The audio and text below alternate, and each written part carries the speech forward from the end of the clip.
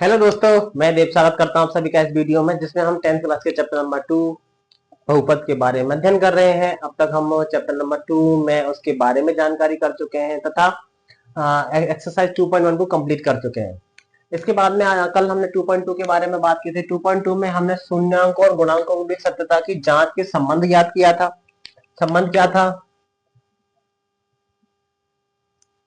हाँ, संबंध याद किया था। हाँ, उसके बारे में थोड़ा सा रिवाइज करवा देते हैं कि संबंध क्या था। संबंध ये था, अगर आपके लिए कोई क्वाड्रेटिक इक्वेशन दे रखी है, दो बहुपद दे रखा है P X plus C is equal to 0, ये दे रखा है। इसके दो शून्यांक हमारे अल्फा और बीटा होते हैं। तो शून्यांक और गुणांकों की सत्यता की जांच करने के लिए क्या करते हैं? Alpha plus beta is equal to minus का बी अपॉन ए होता है, और alpha into beta is equal to क्या होता है? सी अपॉन ये होता है। ये आता कहाँ है? ए का मान, बी का मान हमारे ये होता है। ए का मान कौन सा होता है? ये होता है। सी का मान यहाँ से लिया जाता है, ये होता है। ये फॉर्मूला हम अप्लाई कर रहे थे कल। इस पर हमने इसका परिचय किया था। शून्यांकों की सत्यता की जांच करने के बाद क्वेश्चन नंबर फर्स्ट हम कर चुके थे। आज हम क्वेश्चन नंबर 2 के बारे में बात करेंगे।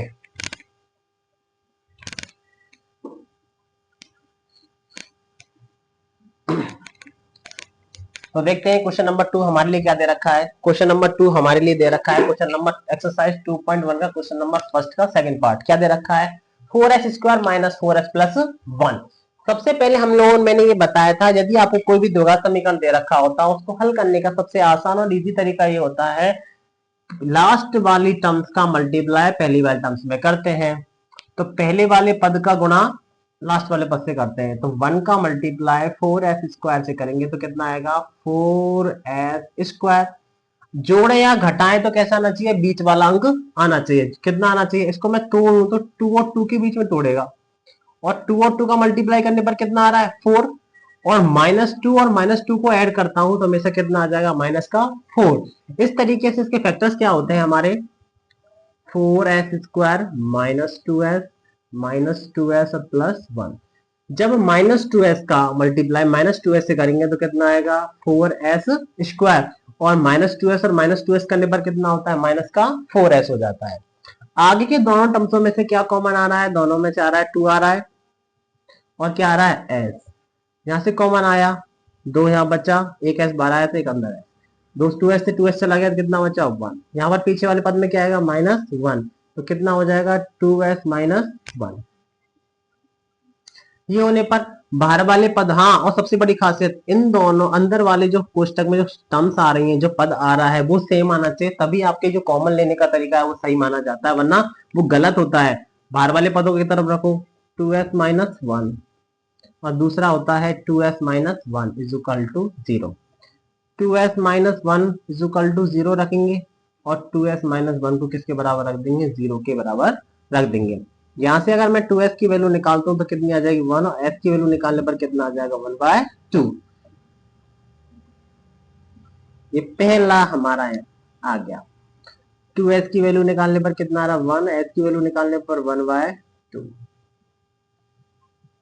हमने कल ये बताया था, जब हमारे किसी भी द्विघात बहुपद के दो जो मान आते हैं, पहला मान और दूसरा मान, जो मान आए हैं हमारे, ये तो s वेरिएबल में दे रखा था समीकरण, x में, y में, किसी में भी आ सकता है। तो पहले वाले मान को हम क्या मानते हैं? अल्फा।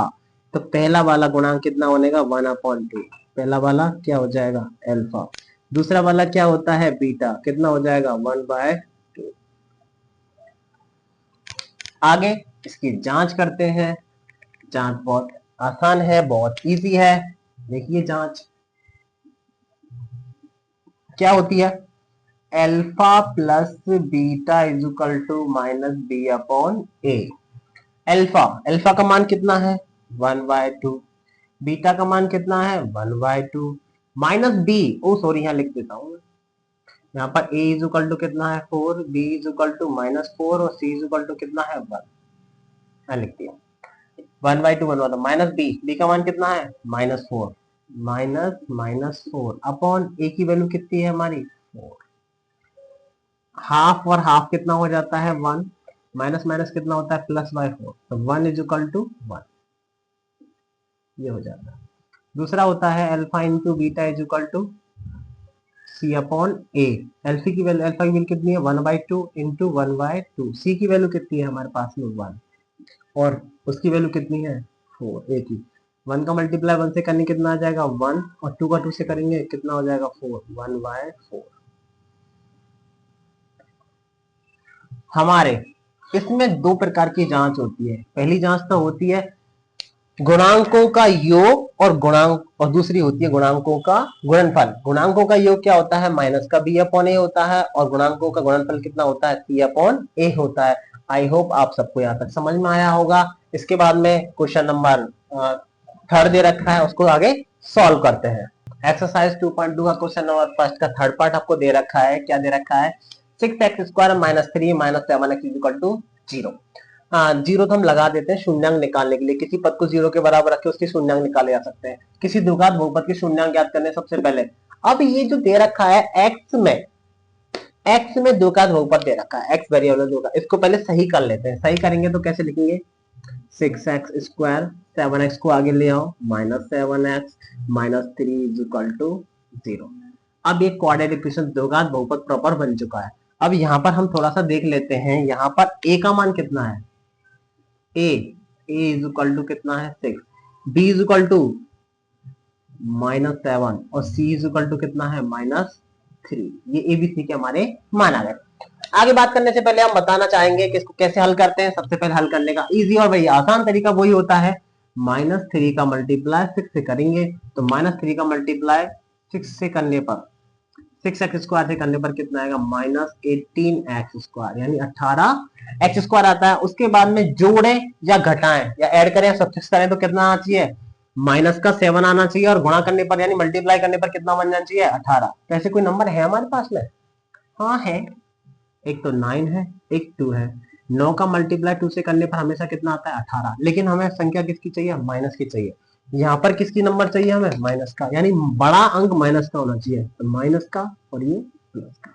तो इसका मतलब क्या बना, मैं इसके फैक्टर लिखूं तो 6x² - 9x + 2x - 3 = 0। आई होप आप सबको यहाँ तक समझ में आया होगा। Very easy. मैंने क्या किया था, सबसे पहले लास्ट वाले टर्म्स का मल्टीप्लाई पहली वाले टर्म से किया था, जोड़े या घटाएं तो कितना आना चाहिए बीच वाला अंक आना चाहिए, और गुणा करने पर दोबारा से कितना बन जाना चाहिए 18 बन जाना चाहिए।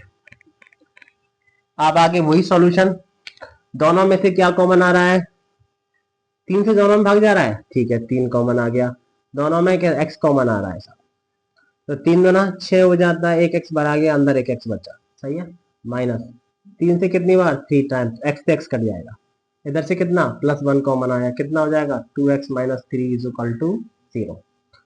3x प्लस बाहर वाले पद एक तरफ रख दीजिए और अंदर वाले पद एक तरफ रख दीजिए, तो कितना हो जाएगा 3x + 1 = 0 और 2x - 3 = 0। यहाँ से 3x = कितना हो जाता है -a, x की यहाँ से अगर वैल्यू निकालते हैं तो x बट्टे में माइनस का 1/3। ये पहला शून्यांक आया आपका। 2x = कितना हो जाता है 3, x की वैल्यू निकालते हैं तो 3y कितना हो जाएगा 2। ये आपका क्या निकल के आया, दूसरा शून्यांक निकल के आया। आई होप आप सबको यहाँ तक वैसे तो समझ में आ जाना चाहिए। अब तक हम 2-3 क्वेश्चन कर चुके हैं, कुछ एग्जाम्पल्स भी आएंगे उनको भी करेंगे हम सॉल्व। तो पहले वाले शून्यांक को क्या बोलते हैं अल्फा -1/3, सॉरी। दूसरे वाले शून्यांक को क्या बोलते हैं बीटा, कितना आया है 3/2। अब इसकी क्या करेंगे हम जांच करते हैं। जांच करो, जांच क्या होती है शून्यांकों का योगफल या गुणांकों का योगफल। अल्फा प्लस बीटा बराबर क्या होता है -b/a। अल्फा की वैल्यू -1/3 प्लस बीटा की वैल्यू कितनी है 3/2 = -b का मान ये रहा -7 अपॉन a की वैल्यू कितनी है हमारे पास में 6। ये हो जाएगा। एलसीएम लेते हैं तो एलसीएम कितना आएगा 6 आएगा आप लोगों का एलसीएम। 3 से 2 बार 3 दूना 6 -2 हो जाएगा, प्लस 2 से 6 में कितनी बार 3 बार 2 तिया 6 और 3 तिया कितना हो जाता है 9। माइनस माइनस क्या बनेगा +7, प्लस का 7 अपॉन कितना हो जाएगा 6। 3 में से 2 गए तो कितना बचेगा 7/2 = 7/2। देखो सेम आ रहा है। ये आते ही हमारा पता चल जाता है कि अल्फा प्लस बीटा जो -b/a क्या है सही है हमारा। इसके बाद में गुणांकों का गुणनफल अल्फा इंटू बीटा क्या होता है सी अपॉन ए। अल्फा की वैल्यू कितनी है हमारे पास में आ गई, ये रही -1/3। बीटा की वैल्यू कितनी है आपकी 3/2। सी की वैल्यू ये रही आपकी -3 और ए की वैल्यू 6 रख दीजिए। अब ध्यान से देखना यहाँ पर थोड़ा सा, ये सभी मल्टीप्लाई में दे रखे हैं, मल्टीप्लाई में तो देखो 3 से 3 का है, सही है। ओके तो ऊपर कितना बचा -1/2। अब इधर देखो, अगर मैं इसको काटूं, इस नंबर को अगर काटने पर आता हूं तो ये कितनी बार, एक बार और ये 2 बार, तो यहाँ पर भी कितना आ जाएगा, कितना आएगा -1/2। और अगर नहीं भी काटो ना तब भी आप लिख सकते हो, इसको इस तरीके से कर सकते हो। 3 का मल्टीप्लाई से करेंगे माइनस का 3 और 3 का करें 6 इक्वल टू ऊपर कितना है -3/6। ऐसे भी लिख सकते हो या करके, और या ऐसे भी लिखा जा सकता है। आप इसे ऐसे भी दिखा दो, चाहे इसे ऐसे रिप्रेजेंट कर दो, कोई फर्क नहीं पड़ने वाला है। बस 3 का मल्टीप्लाई मैंने यहाँ पर काट दिया था, और अगर नहीं काटो तब भी हमारा आंसर कैसा कहलाएगा, सही कहलाएगा। दोनों ही आंसर सही है, क्योंकि अगर इनको काटता हूं तो वापस यही निकल के आता है। कौन से देखने वाली बात है, तो आप इसे कैसे भी लिख सकते हैं। आई होप आप सबको समझ में आया होगा। क्वेश्चन नंबर 3 हम कर चुके हैं। हाँ, तो इसके बाद में क्वेश्चन नंबर 4 करते हैं। हाँ, तो अब तक हम क्वेश्चन नंबर 3 को कर चुके हैं, जो कि अब आपको आज तक आसानी से समझ में आए होंगे। वही प्रोसेस हम क्वेश्चन नंबर 4 में अप्लाई करेंगे, लेकिन इसमें एक खासियत दे रखी है। ये द्विघात बहुपद दे तो रखा है, लेकिन इसमें एक जो वेरिएबल द्विघात बहुपद का जो फॉर्मूला होता है वो क्या होता है, एक्चुअली स्टैंडर्ड फॉर्म क्या होती है, ax² plus bx plus c is equal to 0। इसमें ये वाली टर्म्स भी है, देखो ये रहे। a का मान यहाँ पर कितना है 4, b वाली टर्म्स है तो b का मान कितना दे रखा है 8, लेकिन c वाली टर्म्स नहीं दे रखी है। फिर भी ये द्विघात बहुपद कहलाएगा, ध्यान रखने वाली बात है। 2x², फिर भी ये द्विघात बहुपद कहलाता है अगर ये टर्म्स खत्म हो जाती है तो। लेकिन अगर ये, हाँ, ये टर्म्स नहीं दे रखी हो, क्या नहीं दे रखी हो, 2x² नहीं दे रखी, 2x² को हटा दिया। जैसे आप शुरुआत में हमारी इक्वेशन दे रखी है 2x² plus 5x plus 4, randomly मैंने लिख दिया है। अगर ये वाली टर्म्स हटा दी जाए तब ये द्विघात बहुपद नहीं कहलाएगा। इसके अलावा अगर 2x² अलग अकेला आया है, 2x² है, 5x² है, 9x² है, जो भी दे रखा है, x² भी दे रखा है, तब भी वो द्विघात बहुपद कहलाता है। अब ये क्या कहलाएगा, रैखिक बहुपद कहलाएगा। अब इस तरीके से अगर हम बात करें तो यहाँ पर a की वैल्यू कितनी है 4 है, b की वैल्यू कितनी है हमारी 8 है, और c की वैल्यू क्या हो जाएगी, जब दे नहीं रखी है तो क्या मानेंगे हम 0। तो यहाँ पर a की वैल्यू अगर मैं लिख देता हूँ याद रखने के लिए कि a की वैल्यू हमारे लिए कितना दे रखा है 4, b की वैल्यू कितनी दे रखी है हमारी 8 और c की वैल्यू कितनी दे रखी है 0। करते हैं, बहुत आसान तरीका है करने का। इन दोनों में से कुछ कॉमन दिखाई दे रहा है क्या हमें, आई थिंक दे रहा है। दोनों में से तो u कॉमन निकल रहा है और 4 कॉमन आ रहा है, तो 4u कितना कॉमन आया 4u, तो अंदर कितना बचा u बचेगा, ये बचा प्लस 4 से 2 बार और u बाहर आ जाएगा 4 प्लस 2, कितना आया 4u प्लस 2 आया। तो पहले वाले अंक को 0 के बराबर रख दो, पहली वाले टर्म्स को, और दूसरी वाले टर्म्स को भी किसके बराबर रख दो 0 के बराबर। तो 4u इज इक्वल टू 0 और u plus 2 is equal to 0। Confuse मत हो जाना u और 4 में।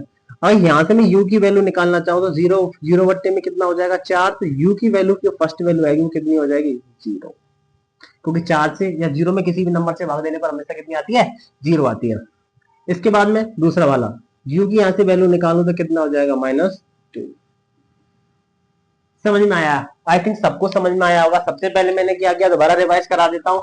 दोनों में से मुझे कॉमन दिख गया 4u कॉमन दे दे, एक u अंदर बचेगा और ये 2r चला जाएगा। पहले वाले टर्म्स को मैंने 0 के बराबर रखा क्योंकि हमें क्या निकालना, सबसे पहले शून्यांक निकालना है, और दूसरे वाले टर्म्स को 0 के बराबर। u का अकेला मान निकाला है, 4 इसके पैरों में चला गया तो कितना है 0। u से यहाँ से वैल्यू निकालनी कितना आ जाएगा -2, उधर पक्षांतर करने पर कितना हो जाएगा, प्लस का संख्या माइनस की हो जाएगी। तो पहले वाले को हम क्या मानते हैं अल्फा, तो अल्फा की वैल्यू कितनी आई हमारे पास में 0। दूसरे वाले को क्या मानते हैं बीटा, बीटा की वैल्यू कितनी आई -2। अल्फा का मान हमारा कितना आया है 0 इस क्वेश्चन में, और बीटा का मान कितना आया है -2। अब हम जांच करते हैं, जांच करने पर हम जांच करेंगे तो क्या आएगा जांच में, देखो कैसे करेंगे। जांच का formula alpha plus beta is equal to minus B upon ये। ऐसे गाने की तरह याद रख लो, कोई दिक्कत वाली बात नहीं है, बहुत आसान है। अल्फा की वैल्यू कितनी है हमारे पास में 0, बीटा की वैल्यू कितनी है -2। देख देख के लिखना है बस। बी का मान ये रहा -8, क्योंकि इसमें प्लस देने रखा माइनस का ही आएगा। ए की वैल्यू हमारे पास कितनी है 4, 0 में -2 घटाएंगे तो हमेशा कितना आएगा -2। 4 से भाग देंगे 8 में कितना हो जाएगा -2। आ गया, इजी है ना। और alpha into beta is equal to क्या दे रखा है सी अपॉन ए। अल्फा की वैल्यू कितनी है हमारे पास में, कहाँ है ये रही, इंटू बीटा की वैल्यू कितनी है हमारे पास में -2 इज इक्वल टू सी की वैल्यू कितनी है 0 और ए की वैल्यू कितनी है हमारे पास में 4। किसी भी नंबर को 0 से मल्टीप्लाई करने पर हमेशा कितना आता है 0, और 4 से 0 में भाग देने पर कितना आता है 0। देखो हमारे एलएचएस आरएचएस बराबर आ जाते हैं। शून्यांकों और गुणांकों के बीच सत्यता की संबंध की जांच। तो देखो शून्यांकों का संबंध क्या होता है, अल्फा प्लस बीटा बराबर होता है माइनस बी अपॉन ए। बराबर आ रहा है, अल्फा इंटू बीटा बराबर क्या होता है सी अपॉन ए। देखो यहाँ पर 0 इज इक्वल टू 0 आ रहा है। आई होप आप सबको समझ में आया होगा। इसके बाद में इसका नेक्स्ट क्वेश्चन करते हैं। आपको क्या दे रखा है T square minus 15 is equal to 0। इसका एक एग्जांपल भी है एक्स स्क्वायर माइनस 3, सेम इसी पैटर्न पे होगा, उसमें कुछ भी अंतर नहीं करना आप लोगों को। तो देखते हैं। अब इसमें हम क्वाड्रेटिक इक्वेशन बनाना चाहते हैं। मैंने बताया था कोई भी एक चीज यानी टी स्क्वायर आ रहा है तो इसका मतलब ये द्विघात बहुपद है। तो यहाँ पर हम कुछ बता देते हैं आप लोगों को कि यहाँ पर ए की जो वैल्यू दे रखी है वो कितनी है 1। तो टी स्क्वायर के सामने कुछ नहीं दे रखा तो ये हमारा 1 माना जाता है। तो ए की वैल्यू कितनी हो जाएगी 1। बी का मान कुछ नहीं है, क्या दे रखा है 0। सी की वैल्यू क्या दे रखा है -15। हम इसको ऐसे भी लिखा जा सकता है कि T square -0t -15 is equal to 0। दिख गई ना। अब इसमें क्या है क्वाड्रेटिक इक्वेशन का जो मान है, जो बी वाला जो पद है वो क्या है आपका 0 है। टी घात में दे रखा है, क्या समीकरण दे रखा है बहुपद दे रखा है, द्विघात बहुपद टी घात में मतलब टी वेरिएबल में दे रखा है। तो इस तरीके से इनको आसानी से लिखा जा सकता है। तो यहाँ पर ए का मान कितना है अपना 1 है, बी का मान कितना है 0 है, और सी का मान कितना है -15 है। अब इसको सॉल्व करते हैं। सॉल्व करने का एक ही तरीका सिंपल एंड स्वीट। सबसे पहले टी स्क्वायर की वैल्यू निकालेंगे तो 15 उधर चला जाएगा तो किसका हो जाएगा ये प्लस का हो जाएगा। जब यहाँ से टी का मान निकालेंगे तो इसको हट के इधर लगेगा तो किसका क्या लगेगा अंडर रूट लग जाएगा। तो टी हाँ सॉरी प्लस माइनस, तो टी का एक मान क्या आएगा प्लस का √15 और दूसरा मान क्या आएगा T is equal to minus का √15। तो हमारे पास में टी के दो मान आए, एक तो प्लस वाला आया और एक और किसका आया है माइनस वाला आया है। तो पहले वाले मान को क्या मानते हैं हम, जब तक मानते आए पहले वाले मान को मानेंगे अल्फा। अल्फा का पहला मान प्लस का √15 पहला गुणांक। दूसरा बीटा, बीटा को क्या मानेंगे माइनस का √15। अब वही इसकी जांच करने वाला जो सिस्टम है जो भी चल रहा है, तो जांच कैसे करेंगे, नहीं वहां करते हैं जांच। जांच करते हैं तो कैसे जांच करेंगे, alpha plus beta is equal to क्या होता है -b अपॉन ए। अल्फा की वैल्यू कहाँ है ये रही देखो, तो √15 प्लस का, और बीटा का मान कितना है √15 है वो भी किसका सॉरी माइनस का। बी का मान 0 -0 अपॉन ए का मान 1। -15 में से प्लस का मतलब +15 में से -15 गए रूट के तो कितना बचेगा 0, और यहां से भाग देने पर कितना हो जाएगा 0। 0 इज इक्वल टू 0। इसके बाद में क्या आएगा alpha into beta is equal to C upon A. Alpha की वैल्यू कहाँ है हमारे पास में बताओ ये रही, तो कितना हो जाएगा 15 इंटू माइनस का √15। सी की वैल्यू -15 अपॉन कितना हो जाएगा ए का वैल्यू 1। हाँ आप लोगों को शायद ये आता होगा, जब रूट का मल्टीप्लाई रूट से करते हैं तो रूट हो जाता है खत्म और संख्या किसकी हो जाती है वो नॉर्मल संख्या जो होती है वही आ जाती है। तो इसका मतलब, और यहाँ पर क्या है माइनस और यहाँ पर क्या है प्लस, प्लस माइनस का मल्टीप्लाई करने पर हमेशा क्या आता है माइनस। रूट से रूट कैंसिल तो कितना हो जाएगा 15। 1 का 1 से डिवाइड करेंगे कितना हो जाएगा -15। देखो ये आता। अब ऐसे मैं एक्सप्लेन कर देता हूँ कि रूट का रूट से मल्टीप्लाई करने पर जब √2 जैसे मान के चले संख्या लिखे √2 इंटू √2, जब इनका मल्टीप्लाई कर देता रूट गायब हो जाता है। इस रूट का मतलब होता है इस जो रूट होता है इसका रूट का मतलब होता है 1/2। रूट का मतलब कितना होता है हमारा 1/2 जो रूट होता है, इसका मतलब इसको हम ऐसे लिख सकते हैं 2^1/2 इंटू 2^1/2। जब हम मल्टीप्लाई करते हैं 8 क्लास में पढ़ा है हमने, आधार समान होने पर घातें जुड़ती भी हैं और घटती भी हैं। तो 1/2 जुड़ती है, मतलब ये वाला नियम a की पावर n इंटू a की पावर m, अगर हो तो a की पावर n प्लस m हो जाता है। तो 2 की पावर कितना हो जाएगा 1/2 प्लस 1/2, तो 2 की पावर 1/2 कितना हो जाता है 1, तो आंसर कितना आ जाएगा 2। तो इसलिए कहते हैं कि जब रूट का किसी भी रूट वाले नंबर से मल्टीप्लाई, पर होनी चाहिए नंबर सिमिलर होने चाहिए, ये ध्यान रखने वाली बात है। अंक हमें सेम चाहिए, यहाँ पर भी देखो सेम अंक है, तब हमारा आंसर कितना आ रहा है 15। और माइनस का क्यों लगा, क्योंकि यहाँ माइनस है, यहाँ पर प्लस है, इसलिए इससे क्या लग गया माइनस। अब √2 का मल्टीप्लाई √2 से करने पर कितना आ रहा है 2। मैंने एक्सप्लेन करके बता दिया कि रूट का एक्चुअल मतलब कितना होता है 1/2। कैसे आता है वो मैंने आपके सामने ये रख के देख दिया है। आई थिंक आप सबको यहाँ तक समझ में आया होगा। इसके बाद में लास्ट क्वेश्चन और बचता है इसका, सबको सबको समझ में आया हो तो वीडियो को लाइक करो, चैनल को सब्सक्राइब करें। इसके बाद में लास्ट एंड फाइनल क्वेश्चन क्या दे रखा है हमारे लिए। अब तक मैंने आपको ये समझा दिया कि हमारे अल्फा मतलब शून्यांक और गुणांकों की शून्यांक कैसे ज्ञात किया जाता है, उनके संबंध में सत्यता की जांच कैसे की जा सकती है, मैंने आप सबको ये सब कुछ बता दिया है। इसके बाद में अपना लास्ट क्वेश्चन ये रह जाता है 3x² - x - 4 = 0। ये क्वेश्चन है आप सबका। तो सबसे पहले कैसे सॉल्व करते हैं, जो हमने फर्स्ट वाला क्वेश्चन किया था वैसे सॉल्व करेंगे। लास्ट वाले पद का गुणा पहले वाले पद से करते हैं, तो करो -4 इंटू 3x², तो 4 दिया कितना हो जाता है 12x² हुई माइनस का, सही है, ये आ गया। गुणा करें तो बीच वाला अंक बनना चाहिए, जोड़े या घटाएं तो ऐसा कोई है क्या। अगर 4 दिया कितना होता है 12 ही होता है, 4 और 3 में जोड़ दिया। अब हमें किसका चाहिए माइनस का चाहिए, इसका मतलब अंक मैंने किसका लेना पड़ेगा, ये तो माइनस का आएगा और ये किसका आएगा प्लस। माइनस के 4 में से प्लस का 3 जाते हैं तो कितना बचता है माइनस का 1 बचता है, और यहाँ पे x लगा दूं बस, ये है। तो माइनस के 4x में से 3x गए तो कितना बचेगा माइनस का x, और माइनस के 4 का मल्टीप्लाई 3 से करेंगे तो कितना हो जाएगा 12x²। लिखा साथ में, तो क्या क्या बनेगा factor 3x² - 4x plus 3x - 4 = 0।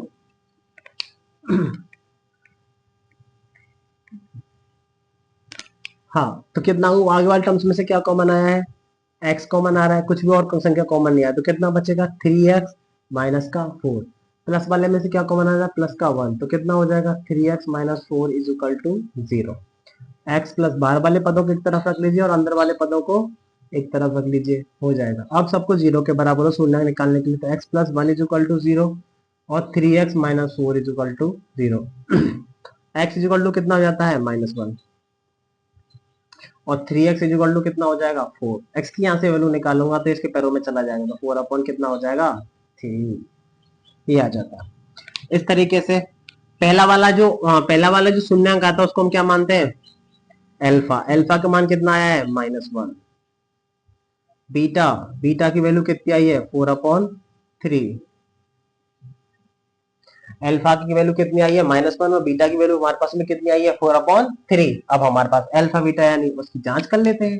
जांच देखिए, बहुत इजी है बच्चों, बहुत बहुत बहुत ज्यादा इजी। क्या होता है कि अल्फा प्लस बीटा = क्या होता है -b/a। ओ सॉरी, मैं ये लिखना भूल गया। अब तो आप भी बता सकते हो, a की वैल्यू यहाँ पर कितनी है 3, b की वैल्यू कितनी है -1 और c की वैल्यू कितनी है -4। लिख सकते हो, इजी है। ये लिखना जरूरी नहीं होता, बट मैं आप सबको याद करने के लिए याद करने के कारण कि हाँ हमें, क्योंकि हमें क्वाड्रेटिक इक्वेशन यानी द्विघात बहुपद को बार बार लिखना पड़ता है, उससे बढ़िया तो a का मान बता दो, b का मान ये रहा और c का मान ये रहा। तो बताओ अल्फा का मान कितना है -1, बीटा का मान कितना है +4/3 बी का मान, बी की वैल्यू -1 माइनस और -1 अपॉन ए की वैल्यू कितनी है 3। देखो बच्चों यहाँ पर करने के दो एक शॉर्ट ट्रिक्स भी है और एक लॉन्ग ट्रिक्स भी। शॉर्ट ट्रिक्स का तो सीधा सीधा सा तरीका होता है कि 3 का मल्टीप्लाई 1 से करेंगे तो 3 एकम 3 कितना आ जाएगा -3, और माइनस के 3 और प्लस का 4 यानी प्लस के 4 में से माइनस के 3 गए तो कितना बचेगा 1/3 सीधा बच रहा है, और माइनस माइनस प्लस हो जाएगा 1/3। एक तरीका तो ये है इजी वे में, एक नहीं तो आ गया, नहीं तो एलसीएम लेके करते हैं कैसे -1 + 4/3 इसके नीचे एक मान लीजिए कितना आ जाएगा 3, 3 से 3 कितना हो जाएगा माइनस का 3 प्लस 3 से 3 कितना हो जाएगा 4, तो कितना हो जाएगा 1/3, 1/3। ये एलसीएम वाला मेथड होता है। मैं कैसे करता हूं वो ध्यान से देख लो। सबसे पहले मैंने 3 से मल्टीप्लाई किया 1 का, तो 3 एकम 3 कितना होगा माइनस के 3, माइनस के 3 को प्लस के 4 में से घटाने पर हमेशा कितना आता है प्लस का 1/3, यही आता है। और 1/3 इसको अगर किसी को एलसीएम वे में करना है आप एलसीएम से भी सॉल्व कर सकते हो इसको। इसके बाद में अल्फा इंटू बीटा क्या होता है C/A। अल्फा की वैल्यू कितनी है हमारे पास में, हाँ कहाँ गई अल्फा की वैल्यू -1 इंटू बीटा की वैल्यू कितनी है 4/3 इज इक्वल टू सी की वैल्यू कितनी है हमारे पास में, सी की वैल्यू -4 और ए की वैल्यू कितनी है 3। तो -1 का मल्टीप्लाई 4 से ऊपर की तरफ होगा तो कितना हो जाएगा माइनस का 4/3 is equal to -4/3। I hope आप सबको यहाँ तक समझ में आया होगा। जिस बच्चे को ये एलसीएम वाला मेथड से इसको इस टर्म्स को सॉल्व करना है तो आप ऐसे भी सॉल्व कर सकते हो, नहीं तो 3 एकम 3 जो कि क्योंकि हमें पेपर में टाइम बचाना होता है, हमें ये नहीं देखना पड़ता। तो कैसे करते हैं 3 से 1 मल्टीप्लाई करेंगे -3 का 4 में से घटाने पर कितना हो जाएगा 1/3। हर तो आएगा ही अपना, माइनस माइनस कितना होता है +1/3। ये तो कोई दिक्कत वाली बात है नहीं। तो आप इस तरीके से भी सॉल्व करना चाहो इस तरीके से कर लो, इस वाली टर्म्स को ओनली ये वाली टर्म्स, ये तो सिंपल है, उसमें क्या सॉल्व करना है। तो इस तरीके से आपका एक्सरसाइज 2.2 का क्वेश्चन नंबर फर्स्ट के सारे क्वेश्चन यहाँ पर कंप्लीट हो जाते हैं। आई होप आप सबको समझ में आया होगा। Thank you so much.